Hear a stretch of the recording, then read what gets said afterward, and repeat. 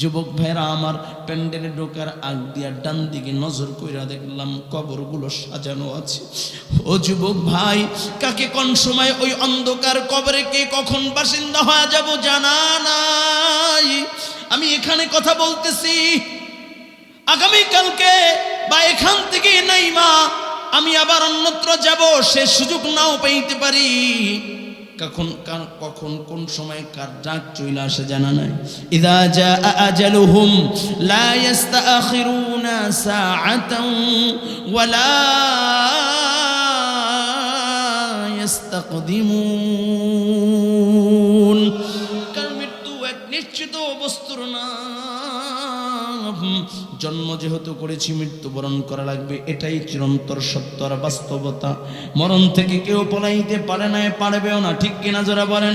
তবে যুবক ভাইয়েরা আমার, আমি ইমরানের অতীতের গুনার দিকে তাকাইলে এই অবস্থায় যদি মালাকুল মাওত হাজির হয়ে যায়, ও অন্ধকার কবরের বাসিন্দা যখন হয়ে যাব, নাফরমান গুনাহগার যখন অন্ধকার কবরে চইলা যাবে, আল্লাহ পাক রব্বুল আলামিন দুইজন ফেরেশতা পাঠাইবেন।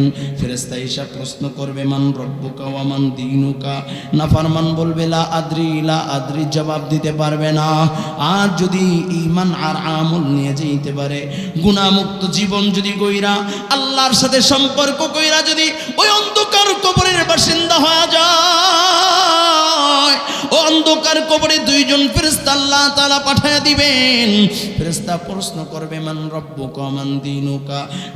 যার সাথে আল্লাহর সাথে সম্পর্ক ভালো, গুনাহমুক্ত জীবন কইরা আল্লাহর সাথে সম্পর্ক কইরা দুনিয়ার থেকে বিদায় নিতে পারছি, ও আল্লাহর আশিক বলবে, যখনই বলবে মান রব্বুকা, বলবে রব্বি আল্লাহ, বলবে ওমান দীনুকা, বলবে দীনিয়াল ইসলাম। আল্লাহু আকবার। আমার নবী সরকারে দো আলম নবী মুহাম্মদুর রাসূলুল্লাহ সাল্লাল্লাহু আলাইহি ওয়াসাল্লামের দিকে ইশারা কইরা বলবে, এই ব্যক্তিকে তুমি কি চিনো? আশিক বলবে, যার মোহাব্বতের ভিতরে, যার মোহাব্বতে মুখের ভিতরে দাঁড়িয়ে রেখা দিলাম, যার মোহাব্বতে নবীর সুন্নাতের উপরে নবীর সুন্নাত আদায় করলাম, কিন্তু দুই চোখ দিয়া দেখি নাই।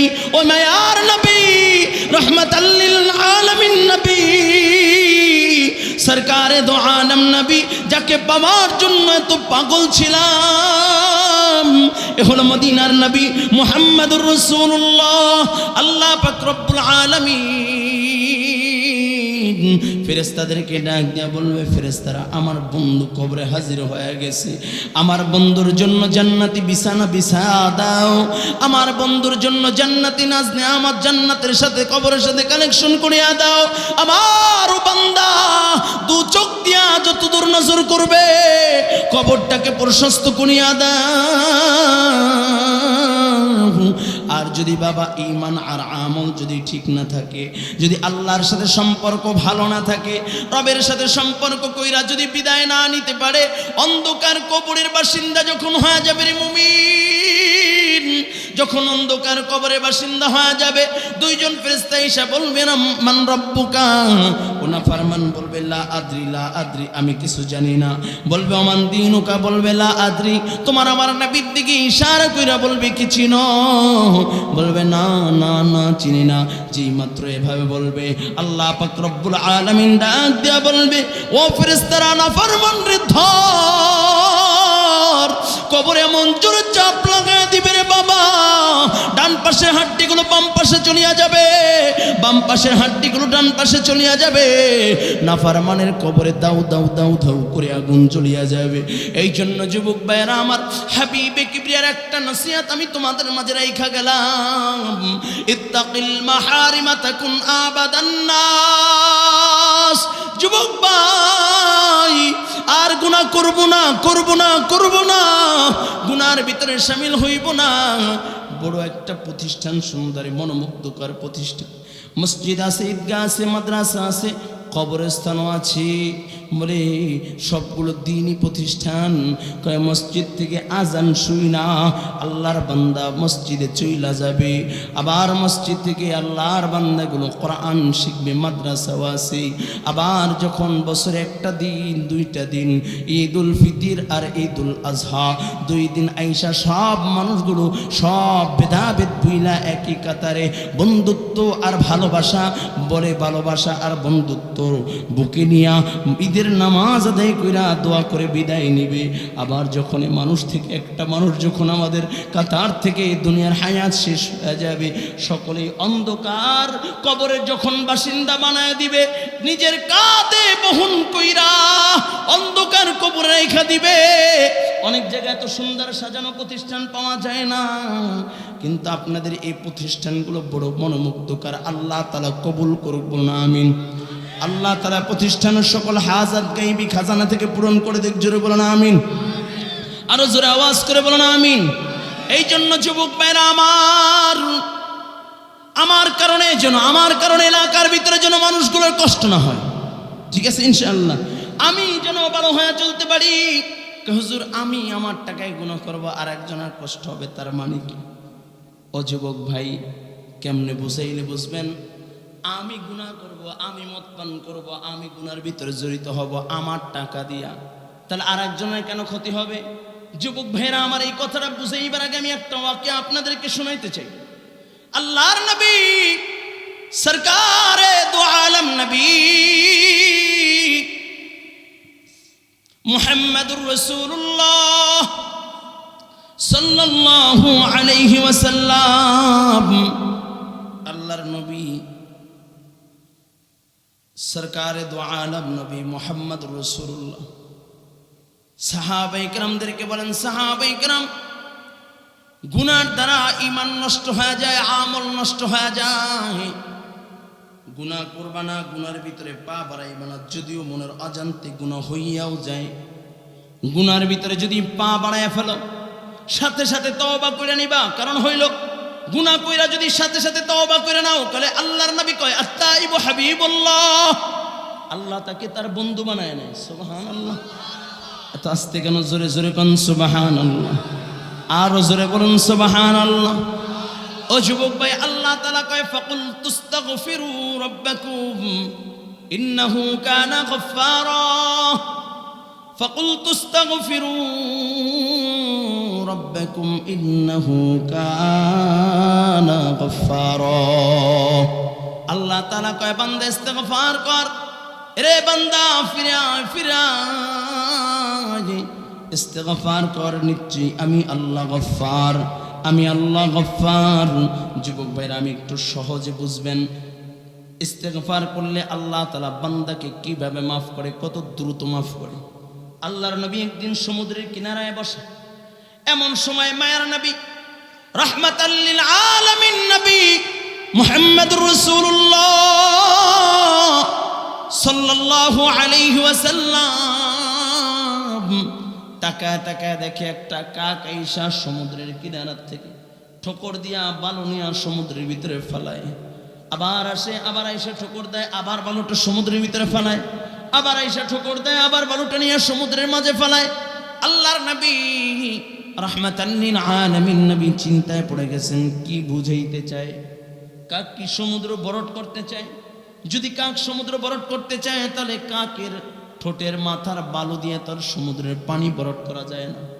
এত বিশাল সমুদ্র, এ সামান্য বালু দিয়ে তো আর সমুদ্র বরট হবে না। কাক কি বুঝাইতে চায়? আল্লাহর নবী চিন্তা করতেছেন। এমন সময় জিবরাইল আলাইহিস সালাতু ওয়াসসালাম আমার নবীর সামনে হাজির হয়ে যায়। জিবরাইল ডাক দিয়া বলে, ইয়া রাসূলুল্লাহ, ইয়া হাবিবাল্লাহ, ও আল্লাহর নবী, আপনি কি বুঝাইতে চান? কি চিন্তা করতেছেন? কাক এভাবে কেন সমুদ্রের ভিতরে ঠোকর দিয়া বালু ফেলায়, এটা আপনি চিন্তা করতেছেন? আল্লাহর নবী বলে, হ্যাঁ জিবরাইল, কাক কি সমুদ্র বরট করতে চায়? জিবরাইল ডাক দিয়া বলে, সরকার গো। জিবরাইল বলে, ও আল্লাহর নবী, কাক এটা বুঝাইতে চায় না, কাকের মাধ্যমে আল্লাহ তাআলা যেটা আপনাকে বুঝাইতে চাই একটু খেয়াল করবেন। কাক যেরকম ঠোকর দিয়া বালুটা নিয়ে সমুদ্রের ভিতরে নিক্ষেপ করে, বালুর যেরকম কোনো অস্তিত্ব থাকে না, সমুদ্রের পানির ভিতরে বিলীন হয়ে যায়, ঠিক আপনার বান্দারা যদি গুনাহ করে ফেলে, 60 বছর 70 বছর 80 বছরের গুনাহ নিয়ে যদি আল্লাহ তাআলার গফফার নামের সমুদ্রের ভিতরে যদি ঝাঁপ দিতে পারে, যেরকম ভাবে কাকের ঠোঁটের আগার বালুগুলো যেরকম সমুদ্রের ভিতরে ফেলাইলে আর নিচ্ছিন্ন হয়ে যায়, কোনো অস্তিত্ব থাকে না, আপনার উম্মতগুলো যদি গুনাহ নিয়ে যদি আল্লাহর গফফার নামের ভিতরে যদি একটা ডুব দেয়, ঝাঁপ দেয়, তার জিন্দেগির সমস্ত গুনাহগুলো মুহূর্তের ভিতরে নিশ্চিহ্ন হয়ে যায়। ও গুনাহগুলোর আর কোনো অস্তিত্ব থাকে না, সাথে সাথে আল্লাহ তাআলা তার জিন্দেগির সব গুনাহগুলো মাফ করে দেয়। কেমনে বুঝাইলে বুঝবেন? পয়গম্বর মুসা আলাইহিস সালাতু ওয়াস সালাম বসা, এমন সময় বনি ইসরাইলের লোকেরা এসে বলে, ও মুসা, পানি নাই, পানির কারণে আমরা হিমশিম খাচ্ছি, পানির পিপাসায় কষ্ট হচ্ছে, ছটফট করতেছি। ও পয়গম্বর, একটু আল্লাহর কাছে দোয়া করার জন্য আল্লাহ তাআলা পানির ব্যবস্থা করিয়া দেয়। আল্লাহর পয়গম্বর বনি ইসরাইলের লোকদেরকে ডাক দেয়া বলে, ও আমার সাথীরা, খোলা আকাশের নিচে উপস্থিত হয়ে যাও, ছোট ছোট বাচ্চাদেরকে নিয়ে উপস্থিত হয়ে যাও। আল্লাহর কাছে দোয়া করলে আল্লাহ বৃষ্টি দিয়ে দিবে, আল্লাহর ওয়াদা। আমার নবী বুঝাইতে সহজ হবে, খেয়াল করবেন। আমার নবী মসজিদে নববীর ভিতরে বসে, এমন সময় সাহাবায়ে কিরাম বলে, ইয়া রাসূলুল্লাহ, ও আল্লাহর নবী, বৃষ্টি নাই, বৃষ্টি নাই, বৃষ্টির কারণে আমরা বড় হতাশ, পানির পিপাসায় কাতরাইতেছি, এমনকি গবাদি পশুগুলো কাতরাইতেছে, পানি নাই। নবী, আপনি একটু দোয়া করেন যেন আল্লাহ তাআলা আসমান থেকে বৃষ্টির ব্যবস্থা করে দেয়। নবী আমার সাহাবায়ে কিরামদেরকে ডাক দিয়ে বলেন, সাহাবায়ে কিরাম, অমুক ময়দানে সকলে উপস্থিত হয়ে যাও। নবী আমার নিজে উপস্থিত হইলেন, সাহাবীদেরকে বললেন, এবং ছোট ছোট বাচ্চাদেরকে নিয়ে উপস্থিত হয়ে যাবা, গবাদি পশুগুলো নিয়ে উপস্থিত হয়ে যাবা। নবী যখন সকলকে উপস্থিত হতে বললেন, নবী আমার 2 রাকাত সকলকে নিয়ে নামাজ আদায় করলেন, যে নামাজটাকে হাদিসের ভাষায়, পয়গম্বর আরবির ভাষায় বলা হয় সালাতুল ইস্তিসকা, বৃষ্টির জন্য নামাজ। এটা দেখেছেন কখনো পড়তে? হ্যাঁ, দেখেছেন? এখন তো ইয়ং জেনারেশন যারা আছে, এরা এই আমলগুলো দেখবে না। আমাদের বাপদাদার আমলে এই আমলগুলো বহু হতো, ঠিক কিনা জোরে বলেন? কারণ তো গুনাহ করে ফেললে অনুশোচনা বোধ আসতো, বলে গুনাহ করে ফেললে নিজের ভিতরে লজ্জা কাজ করতো, নিজের ভিতরে ভয় কাজ করতো। আর এখন গুনাহ করেই তো এই ফোনটা, এটা কার ধরলাম, আবার রাগ হইেন না, ফোনটা নিয়ে কয়, হ্যালো ভিউয়ার্স, আজকে অমুক কাজটা করেছি, আমি বড় ধন্য, ঠিক কিনা জোরে বলেন? কত লজ্জা আর বাটপার আর চিটার বাংলার জমিনে আছে। হায়া লজ্জা থাকলে, যদি হায়া লজ্জা যদি থাকতো, আমার মন বলার চমক জমিনের নিচে ঢুইকা যাইতো। বলে তিশা আর জায়া মুস্তাক বলে মানুষ গার ধাক্কা দিয়ে বইমেলা থেকে বাহির করে দেয়, তারপর লজ্জা আর বেহায়ার মতো মানুষের সামনে তাদের মুহ উলঙ্গতার, বেহায়াপনা আর অশ্লীলতা মানুষের সামনে প্রকাশ করার জন্য ওপেনলি মানুষের সামনে ফেসবুক, ইন্টারনেট, ইউটিউবের ভিতরে আস, ঠিক কিনা যারা বলেন? আজকে হায়া লজ্জা বলতে কিছু নাই, গুনাহ কইরা আর মানুষদেরকে গুনার দিকে আকৃষ্ট করতেছে, ঠিক কিনা যারা বলেন? ও মেয়েটা একটা চূড়ান্ত পর্যায়ের লোভী, ও মেয়েটার মতো লোভী আর যেন কোনো আমার বোনরা না হয়, ঠিক কিনা যারা বলেন? এই জন্য আমরা সরকার মহোদয়কে বলতে চাই, মামুন হক সাহেবকে তো বিচার করতে চান, কিন্তু এইগুলোর বিচার করার আগে এ সমস্ত কুলাঙ্গারগুলোর বিচার করা দরকার, যারা সমাজ নষ্ট করতেছে, যারা আমাদের ইয়ং জেনারেশনদেরকে নষ্ট করতেছে, ঠিক কিনা? নাকি ভুল বললাম? আজকে ওর মতো আরেকটা মেয়ে বলবে টাকা দেখার, সে ঝাঁপ দিয়ে পড়বে, কারণ টাকা দেখে 2 দিন পর ওটা মরলে পরে আরেকজন নিয়ে যায় অস্ট্রেলিয়া যেয়ে থাকবে। কি বলেন? নাকি ভুল বললাম? তার মানে বেহায়াপনার, অশ্লীলতার, জেনার প্রভাব মানুষের ঘরে ঘরে ছড়ায় দিচ্ছে, ঠিক কিনা যারা বলেন? আল্লাহ তাআলা এই সমস্ত ফিতনা থেকে আমাদেরকে হেফাজত করুন, জোরে জোরে জোরে কোন আমিন। আর এই ফিতনাগুলো বন্ধ করার জন্যই ওয়াজ মাহফিল। আসতে বলে কেন? এই ফিতনাগুলো বন্ধ করার জন্যই হলো ওয়াজ মাহফিল, ঠিক কিনা জোরে বলেন? এই জন্য ওয়াজ মাহফিলও এক গভীর চক্রান্তর ষড়যন্ত্র চলতেছে। ওয়াজ মাহফিলগুলো বন্ধ করো করো করো করে এই চিন্তা স্লোগান বহু আগের থেকেই আমরা দেখতেছি, ঠিক কিনা জোরে বলেন? উলামায়ে কেরামের কাছে যেন মানুষ না যায়, খেয়াল করবেন। উলামায়ে কেরামের কাছে যেন মানুষ না যায়, উলামায়ে কেরামের সংস্পর্শে যেন মানুষ না যায়, উলামায়ে কেরামের কাছে যেন মানুষ মাসালার জন্য না যায়, উলামায়ে কেরামের প্রতি ভালোবাসা আর শ্রদ্ধার জন্য না থাকে। এই জন্য বহু আগে দুইজন লোক বাংলাদেশে একটা এজেন্টের মাধ্যমে বানাইছিল। একজন লোক শেখ আব্দুর রহমান আর একজন বাংলা ভাই, ঠিক কিনা জোরে বলেন? দাড়ি টুপি লাগায়া এরপর রাজপথে ছাইরা দিয়েছে ভয় বোমাবাজি আর সন্ত্রাসবাজি কইরা এদেশের উলামায়ে কেরামদেরকে কলঙ্কিত করতে চেয়েছিল। কিন্তু উলামায়ে কেরাম বারবার প্রমাণ করে দিয়েছে উলামায়ে কেরাম কোনো সন্ত্রাসবাদীর ভিতরে জড়িত নয়। উলামায়ে কেরাম জিহাদ চায় কিন্তু সন্ত্রাসবাদীকে আশ্রয় দেয় না, প্রশ্রয় দেয় না, ঠিক কিনা? জিহাদ এক জিনিস আর সন্ত্রাসবাদ এক জিনিস। জিহাদকে সন্ত্রাসের সাথে মিলাবেন না, আর সন্ত্রাস জিহাদ জীবনে হতে পারে না, পারে না, পারে না, ঠিক কিনা? কি ভুল বললাম? এইটা গভীর খেয়াল করবেন। এই চ্যাপ্টার যখন গেল এরপরে আরো কিছু শায়েখ নামাই দিয়েছে, যে শায়েখরা আগে মসজিদের বাইরে দ্বন্দ্ব ছিল সামান্য কিছু মুস্তাহাব আমল নিয়ে, মিলাদ কিয়াম কেউ দাঁড়ায় পড়বে কেউ বৈশা করবে, এটা মসজিদের বাহিরে, কিন্তু সব মানুষগুলো একই কাতারে দাঁড়ায় যেত। কে মিলাদ করলো কিয়াম করলো একই কাতারে একই ইমামের পিছনে। কিছু ফিতনা বাহির করে এখন মসজিদের মেহরাব থেকে দুইটা ভাগ করে দেয়। এই ইমামের পিছনে কেউ বলে নামাজ পড়লে হবে না, আবার এই বলে এই ইমামের পিছনে নামাজ পড়লে হবে না। এটাও একটা গভীর চক্রান্তর ষড়যন্ত্র, ঠিক কিনা? এরপর আমরা দেখলাম মাহফিলের ময়দানে যখন মানুষগুলো আসে দিনের পথে, এখানে জামাত আসে, জাতীয় পার্টি আসে, আওয়ামী লীগ আসে, বিএনপি আসে, জাসদ আসে, রাসদ আসে, হিন্দু আসে, বৌদ্ধ আসে, খ্রিস্টান আসে, যেন এই মাহফিলগুলো বন্ধ হয়ে যায়। এখন কিছু চক্রান্তকারীদেরকে দেখা যাচ্ছে যারা মাহফিলের প্যান্ডেল ইসা অমুকে খারাপ, অমুকে খারাপ, অমুকে খারাপ এই স্লোগান দিয়া দিয়া জাতির সামনে উলামায়ে কেরামদেরকে কলঙ্কিত করতে চায়। আরে তুমি অমুকে খারাপ, অমুকে খারাপ, তুমি তোমার ইতিহাসের দিকে তাকাও, তুমি তোমার জীবনের দিকে তাকাও, তুমি তোমার ব্যাকগ্রাউন্ডের দিকে তাকাও, তুমি কোথার থেকে উঠে আসছো। আর আহমদ শফির বিরুদ্ধে তুমি কলম ধরতেছো, চরমনায় বিশ্ববজুরের বিরুদ্ধে কলম ধরতেছো, জায়ত্রাবাড়ি শাইখের বিরুদ্ধে কলম ধরতেছো। এর সাহস তোমাকে কে দিয়েছে জাতি জানতে চায়, ঠিক কিনা যারা বলেন?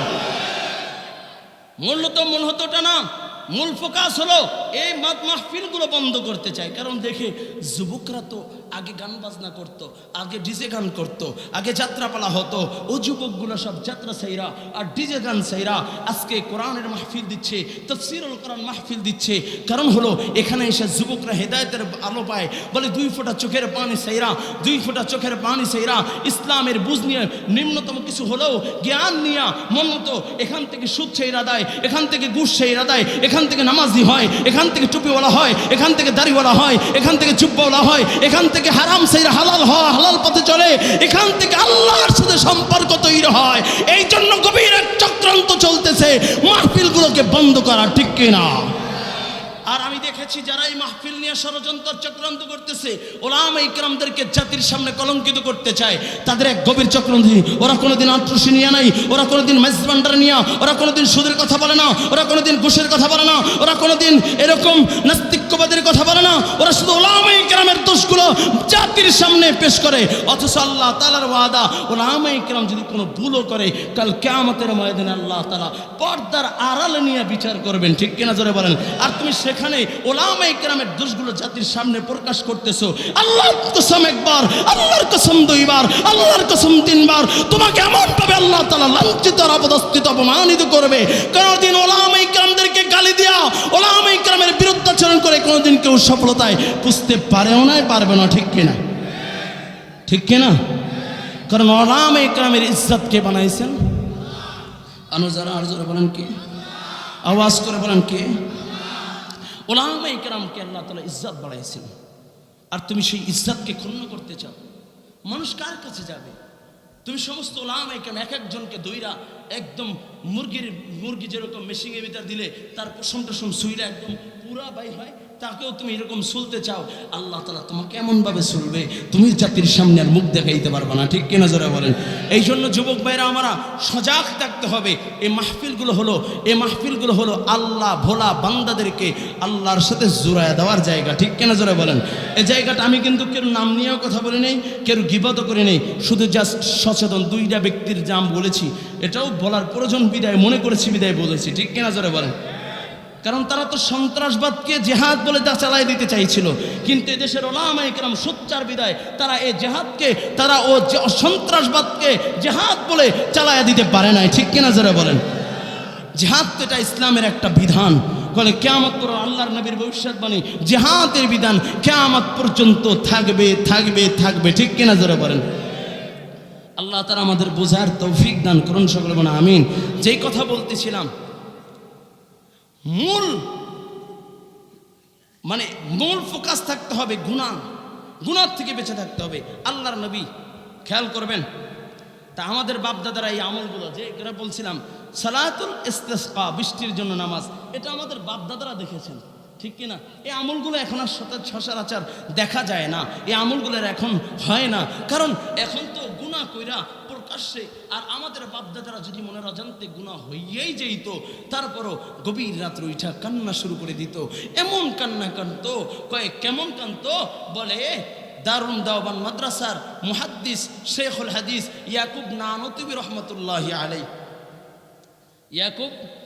এদিক খেয়াল করি, ইয়াকুব নানতুবি রহমতুল্লাহি আলাইহি একদিন বয়ান কইরা মুসাফা কইরা আসর নামা, আগে তো বয়ানগুলো দিনের বেলা হতো, এখন তো রাত্রবেলা হচ্ছে। তো ইয়াকুব নানতুবি রহমতুল্লাহি আলাইহি বয়ান কইরা লোকদের সাথে সাক্ষাৎ দিয়া যায়া জামাতে ধরবে, জামাতে শামিল হবে, জামাতেও শামিল হয়েছে, শুধু জাস্ট তাকবীরুল্লাহটা মিস হয়ে গেছে। কি বলেন? যেরকম তাকবীরুল্লাহ চিনেন? বলে আল্লাহু আকবার বলে হাত বাঁধে, এই ইমাম সাহেবের সাথে সাথে আল্লাহু আকবার বলে হাত বাঁধে একই সাথে। এরপর ইমাম সাহেব সানা পড়ে, এ আল্লাহর বান্দাও সানা পড়ে। ইমাম সাহেব আউযু বিল্লাহ বিসমিল্লাহ পড়ে সূরা ফাতিহা শুরু করে, আর আল্লাহর বান্দা সূরা ফাতিহা শুনে। এই সূরা ফাতিহা শুরু করার আগে ইমাম সাহেবের সাথে সাথে আল্লাহু আকবার বলে হাত বাঁধাকেই বলে হয় তাকবীরুল্লাহ। বুঝতে পারলেন? শুধু এই সামান্য তাকবীরুল্লাহটা ছুঁইটা গেছে, সাথে সাথে অজ্ঞান অবস্থায় পড়ে গেছে, নামাজ শেষ, শুধু অস্থির আর ঘাম ছুঁইটা গেছে, কান্নাকাটি শুরু হয়ে গেছে। লোকেরা বলে, হুজুর কি হয়েছে? ডাক্তার নিয়ে আসি। কয় ডাক্তার আনার দরকার নাই, ডাক্তার আনার দরকার নাই, মাগরিবের রক্তটা আসতে দাও। 40টা বছর পার হয়ে গেছে, জিন্দিগিতে কোনোদিন তাকবীরুল্লাহ ছোটে নাই, এখন আমার তাকবীরুল্লাহ ছুঁইটা গেছে। আর এই অবস্থায় যদি আদালতে কিবরিয়া, আল্লাহ তাআলার আদালতে আমি দাঁড়াই, আর আল্লাহ তাআলার কাছে এমন একটা হালাতে আমি দাঁড়াইলাম, যে নামাজটা আমার জীবনের শেষ নামাজ, যে নামাজের কোনো তাকবীরুল্লাহ নাই, এই নামাজ নিয়ে আমি আমার রবের সামনে কেমনে দাঁড়াবো? এই জন্য আমি প্রেসার। আল্লাহর নবী সরকারে দো আলম নবী মুহাম্মদুর রাসূলুল্লাহ সাল্লাল্লাহু আলাইহি ওয়াসাল্লাম সাহাবায়ে কিরামদেরকে নিয়ে খোলা আকাশের নিচে, খোলা ময়দানে আল্লাহর নবী সাহাবায়ে কিরামদেরকে নিয়ে উপস্থিত হয়ে গিয়েছেন। গবাদি পশুগুলো নিয়ে, ছোট ছোট বাচ্চাদেরকে নিয়ে আল্লাহর নবী 2 রাকাত নামাজ আদায় করলেন। নামাজ পড়া মায়ার নবী 2টা হাত উঠাইয়া দিলেন। সাহাবায়ে কিরাম বর্ণনা করেন, আল্লাহর নবী হাত উঠাইতে উঠাইতে এত উঁচে উঠাইয়া দিয়েছে, নবীর বগলের সাদা অংশগুলো দেখা যাচ্ছিল। নবী দোয়া কইরা হাত নামাইতে দেরি, বৃষ্টি হইতে দেরি হয় নাই, পুরা আকাশটা মেঘাচ্ছন্ন হইয়া মুষলধারে বৃষ্টি হইতেছে। আল্লাহর নবী মুসা আলাইহিস সালাতু ওয়াস সালাম তার সাথীদেরকে বললেন, ও বনি ইসরাইলের লোকেরা, খোলা আকাশের নিচে হাজির হয়ে যাও, আমি তোমাদেরকে নিয়ে রব্বে কারীমের সাথে দরবারে দোয়া করব। দোয়া করলে রব্বে কারীমের ওয়াদা, আল্লাহ তাআলা বৃষ্টি দিবেন। সকলেই পয়গম্বর মুসার কথায় খোলা আকাশের নিচে হাজির হয়ে যায়। আল্লাহর নবী মুসা খোলা আকাশের নিচে দাঁড়ায়া দোয়া করতেছে, আল্লাহ বৃষ্টি দাও, বৃষ্টি দাও আল্লাহ, বৃষ্টি দাও। মানুষগুলো বৃষ্টির জন্য কাতরাইতেছে, মানুষগুলো বলো ছটফট করতেছে, পানির পিপাসায় ছটফট করতেছে, আল্লাহ বৃষ্টি দাও। এমন সময় আল্লাহ ডাক দিয়ে বলে, পয়গম্বর এই মজমা একজন গুনাহগার আছে, ও যতক্ষণ না পর্যন্ত এই ময়দান থেকে বের না হয়ে যাবে আমি আল্লাহ ততক্ষণ পর্যন্ত বৃষ্টি দিব না। ওর গুনার কারণে 40টা বছর ধরে গুনাহ করেছে, গোপনে গোপনে গুনাহ করেছে, কেউ জানে না, কিন্তু আমি আল্লাহর চোখ থেকে ফাঁকি দিতে পারে না। ও যতক্ষণ না পর্যন্ত এই ময়দান থেকে বের না হবে ততক্ষণ পর্যন্ত আমি আল্লাহ আসমানের বৃষ্টি আর দিব না। পয়গম্বর মূসা উঁচু জায়গায় দাঁড়ায়া সব সাথীদেরকে ডাক দিয়া বললো, আমার সাথীরা,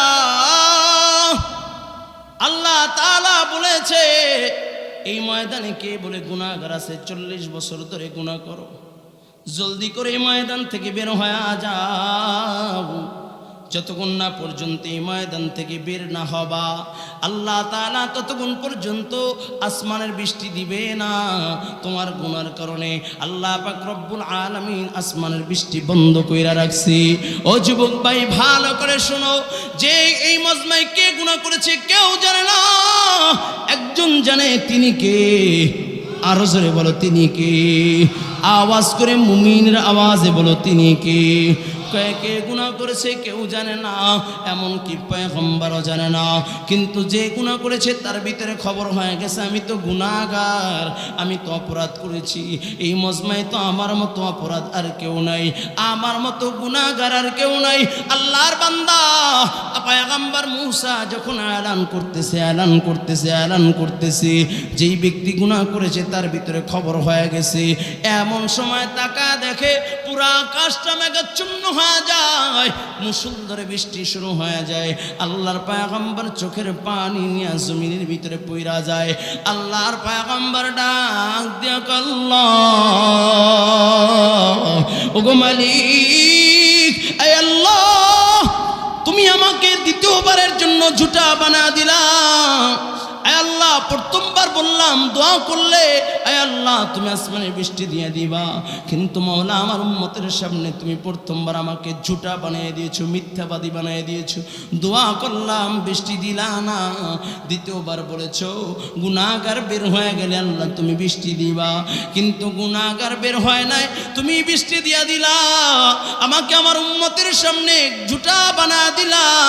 আয় আল্লাহ তোমার হাকিকত কি আমি জানি না, আয় আল্লাহ কিসের জন্য আমাকে তুমি মিথ্যাবাদী বানায় দিলা?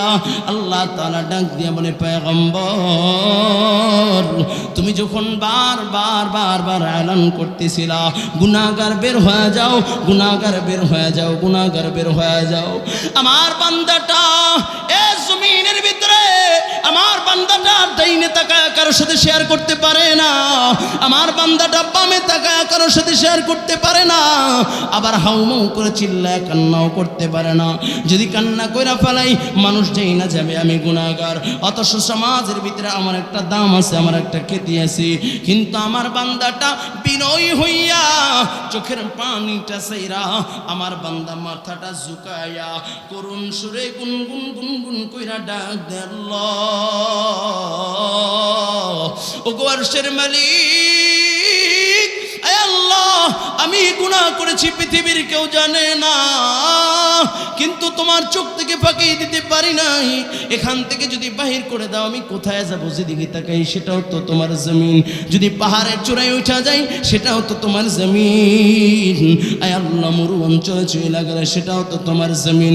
আয় আল্লাহ আমার মতো গুনাহগারকে যদি তুমি মাফ করে দাও কারো কাছে জবাব দেওয়া লাগবে না, আবার যদি মাওলা জাহান্নামের ভিতরে ফালায়া দাও তোমার কোনো লাভ হইবে না।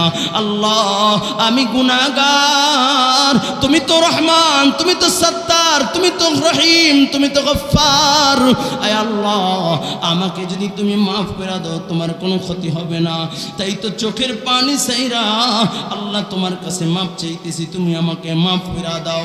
যেই মাত্র আল্লাহর বান্দার চোখের পানি পড়েছে আল্লাহ ডাক দিয়া কয়, পয়গম্বর যার গুনার কারণে আমি আসমানের বৃষ্টি বন্ধ করে দিয়েছি, ও বান্দাটা যখন কেন্দে দিছে ওর চোখের পানি গড়া গড়া যখন জমিনে পড়েছে, আমি আল্লাহর গফফার নামের ভিতরে জোশ এসে যায়, আমি আল্লাহর রহমান নামের ভিতরে জোশ এসে গেছে, আমি আল্লাহর সহ্য করতে পারি না, আমি আল্লাহর সাথে সাথে ওর চোখের পানির উসিলায় আসমানের বৃষ্টিও আমি আল্লাহ চালু কইরা দিলাম।